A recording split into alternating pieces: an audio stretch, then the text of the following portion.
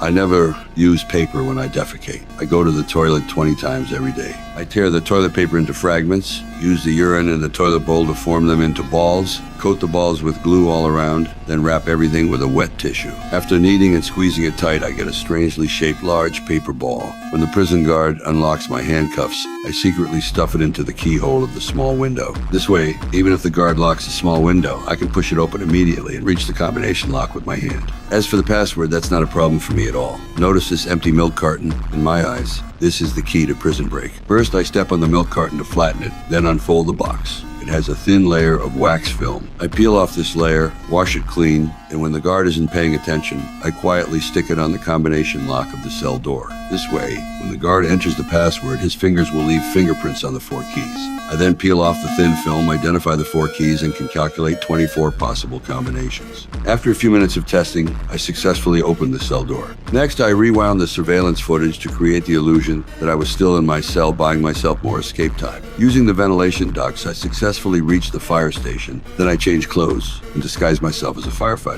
Now it's time for my teammate to make her entrance. She deliberately created an explosion in the parking lot next to the prison to draw out the fire department. Taking advantage of this opportunity, I hid under the fire truck. At this moment, everyone was busy fighting the fire and wouldn't notice me at all. Just like that, right in front of the prison guards, I successfully escaped. However, I didn't rush to flee. Instead, I circled the prison a few times, then asked my companion for a coin and used a payphone to report that someone had escaped. When the police arrived, I put my hands on my head without resistance and returned to prison. I'm not a criminal, I'm an escape master, employed by the Federal Bureau of Prisons to test the security of maximum security prisons nationwide. The testing method involves being imprisoned under a false identity and then escaping on my own. In 7 years, I tested 15 maximum security prisons and not one could hold me. Until this day, when CIA agents approached me, they offered me $1 to test the security of a mysterious prison for the CIA. For the sake of that $1, I agreed. As before, there was a false identity,